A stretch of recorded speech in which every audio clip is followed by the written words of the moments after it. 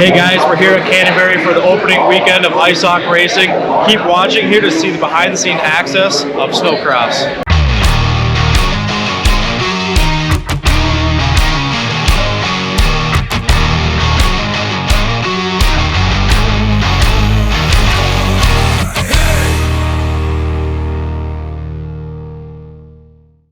Alright, so I'm here with Buddy and Brody, and we're inside Gary the Groomer at the first Snowcross race of the season here at Canterbury.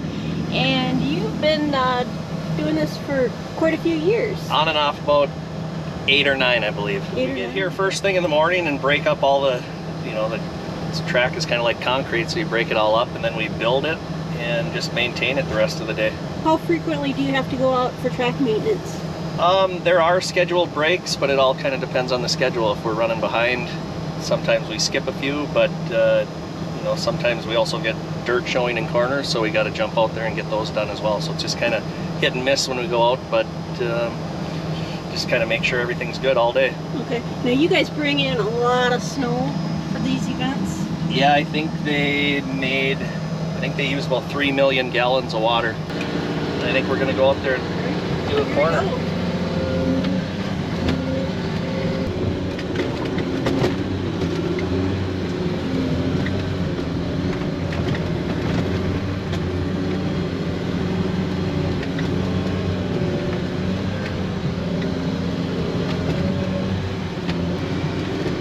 This takes some skill. I can tell you've been doing this for a while. Yeah, it's not like riding around in a Cadillac. It's very bumpy and very touchy.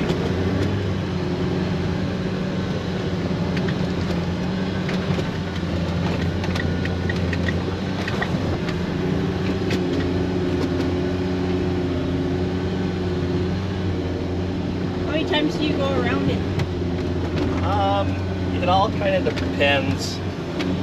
Probably about 4 laps if you're doing everything, just to get everything with the width of the track. So this is pretty intense, guys, going up and down these moguls. They're a lot bigger in person than when you're watching from the stands. Yeah. This really helps you appreciate the skill that those riders have. Oh yeah, it's unbelievable what they can do.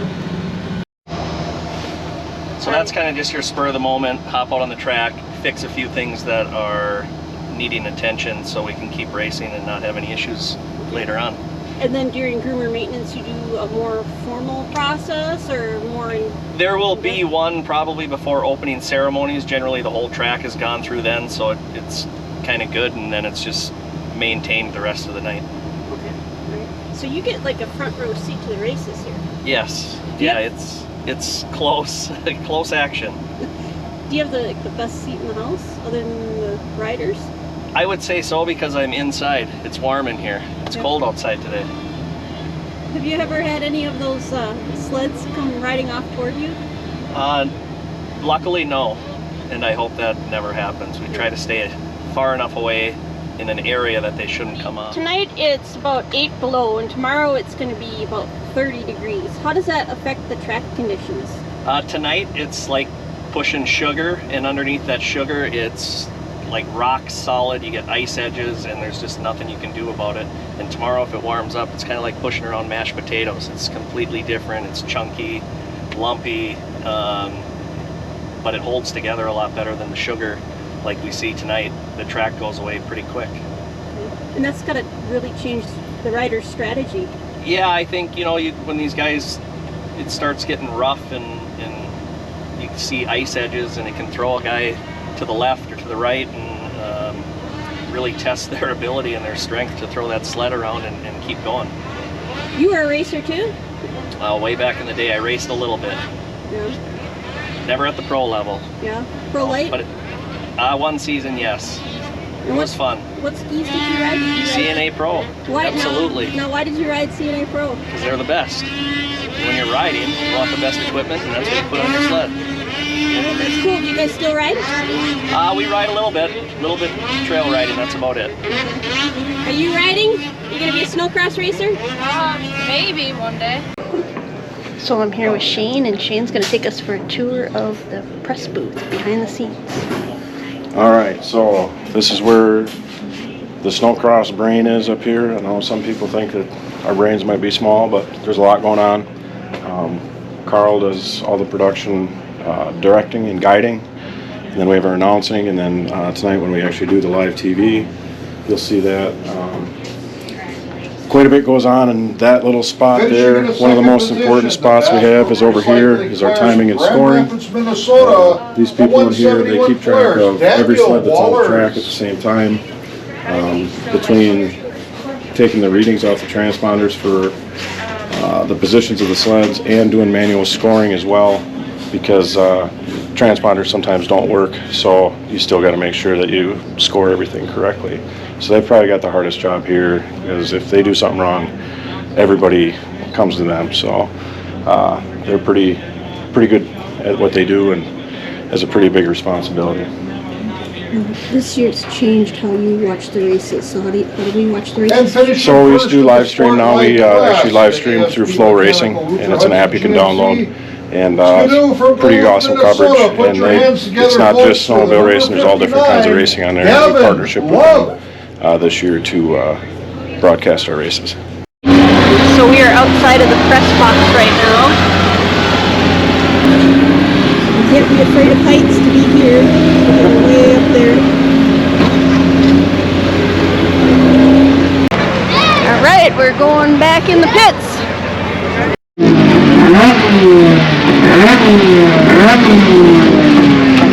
Look who I ran into at the Snowcross race. Hey Levi, how you doing today? Anything snowmobiling, I'm all about it. So you're gonna show us? Yeah, I'll give you a little tour of what's going on here in the semi. So most of the factory race teams have 53-foot semis, and you can see above we got a lift gate and there's this rail, and when to move the sleds in and out, it's on like a trolley system. So you lock the doors out like so, and you can see we got a winch system which picks the sled up, and then they can trolley them right into their different work bays there. We'll close this and quiet it down a little. Alright, so once we get in here, all the different cabinets and stuff are full of parts and tools and different items that the guys need. So this area right over here is where our tuning, clutching guy, crew chief Glenn Kafka is. This is his zone. We don't go in his zone. That's the rule. He's a mastermind, and you just don't ask any questions. So this is his little area, and then we have two different bays here. This is Adam's spot. Adam's in the first one here, and they put the sleds in forward and backwards. It gives them a little bit more room, but they have their bench over here, toolbox on the wall there for Adam's mechanic, toolbox on the wall for Kyle's mechanic, and then this is kind of their zone where all of the wrenching and maintenance and everything goes down here. And you can see here we have a bump out, which some of the rigs will have a bump out to give us a little bit more space, which makes it easier to have two riders in here and have the sleds sideways like that. So that makes it pretty nice. Not when it's really cold though. Sometimes the bump outs don't want to move around that much when they're cold. But here's the mastermind right here. What are you drinking there? A little bowl, a little go-go juice. So once we get up this way, this is the side entrance. This is the one that we typically go through when we try to keep everyone out of the shop area because the guys are working on stuff, and we just try to allow them to stay focused on what they're doing. So as you come upstairs, we have a bathroom in here that we do, and this is our lounge. Yeah, I saw that. Up in the front where so if you don't kind of cross, sit, and we actually watch a lot of the TV and whatnot. And you can see Kyle; he's just constantly signing autographs. So. Well, when we don't have autograph sessions, you gotta sign them ahead of time here so that the fans can still get some posters. Still getting hooked up. Yeah. So the guys come up here, and there's usually food and lots of Red Bull always ready over here. So we're always ready for that. Kind of a nice spot though to get in after the race, and you can watch kind of the footage from the previous race, see what you did, how things went. And we actually watched a lot of the races on the live stream. It's nice to see what the other guys are doing and kind of inspect it, so it's good. So then when we turn around up here, you can see the top level up there. That is kind of the rider's lounge up there, and right now the door is open to the rear. You can see them red totes. Those are all parts and stuff that we have in the back storage, but typically that door is closed and there's lockers for each of the riders, couch, and different things there that they can kind of, if they want to get away from everyone, they can go up there and kind of chill out for a little bit. So it's kind of a nice thing, and it's nice to keep all their gear and stuff out of the way. But so overall, semis are key to try to do a factory effort, a factory race team, just because there's so many parts, so many sleds, so much stuff. When you think about a couple racers, you know, everyone's got at least 2 sleds.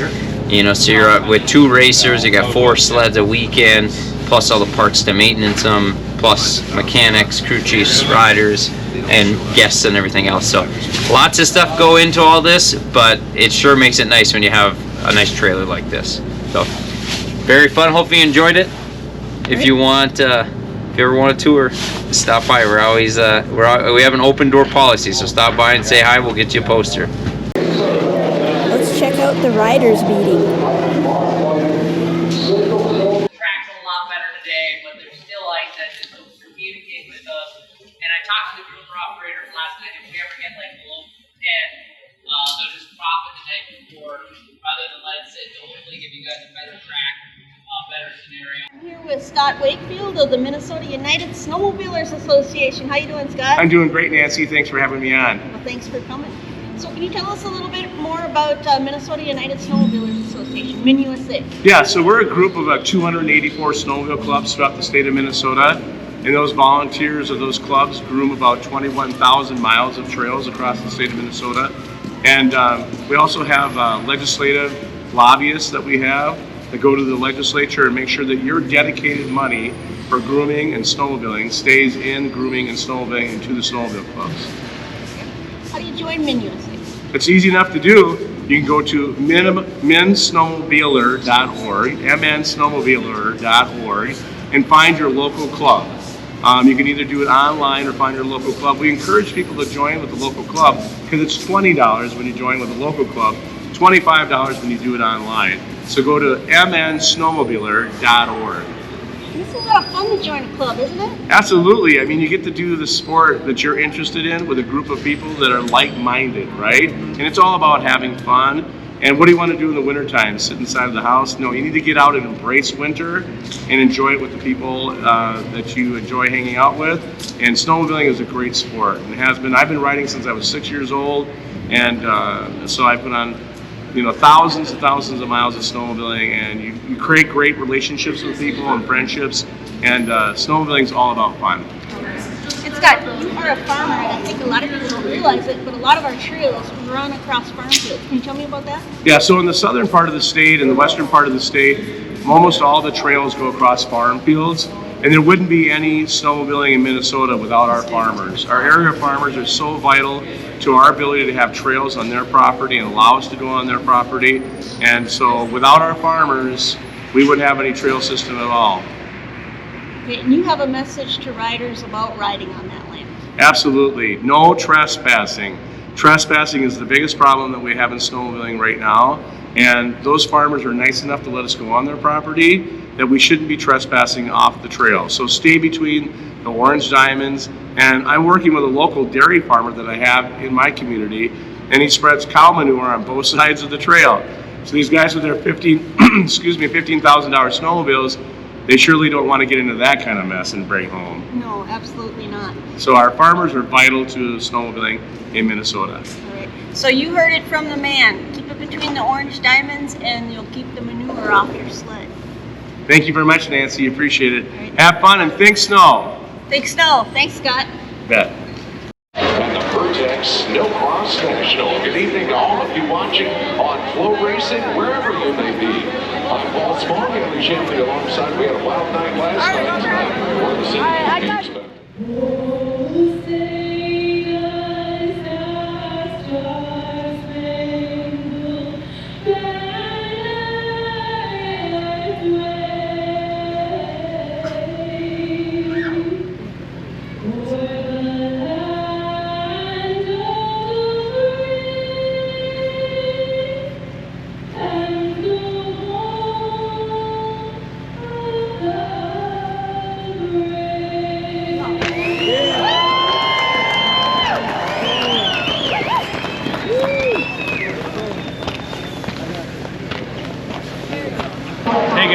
Jesse Kirchmeyer here, the Pro Snowbike Champion for rounds 1 and 2 here at Canterbury. And Jesse, from yesterday and today, it was real cold. Yesterday we were not minus teens, and today it was almost 30 degrees. The snow conditions changed from day to day. What do you kind of have to do to change up and change your strategy from day to day? Yeah, obviously yesterday with it being a lot colder, you kind of have two types of elements out there that you're working against. One is the ice that kind of forms in the bottom of the corners. Then two is what we like to call the sugary snow that kind of forms on the outside. And me on the snow bike, not having the studs on the track and stuff, we're kind of looking for that sugary snow because the ice is just, it's too tough to deal with. So, a lot of times you're just out there kind of really got to focus and look because, the ice can hide on you. So you're just trying to find that sugary snow, and from there, it's nice, really loose feeling. So you just kind of got to, be on top of it and not let your ski wash out. And then as today, with the warmer temperature, we get what we kind of call mashed potato snow. So it's a little more packy, a little more grabby. So you got to watch out that, a lot of times you can land somewhere and your ski will stick and it'll try to rip the bars around your hands. So you just got to be, kind of two different things that you got to really watching out for. Awesome. Well, thanks, Jesse, and congratulations. Thank you.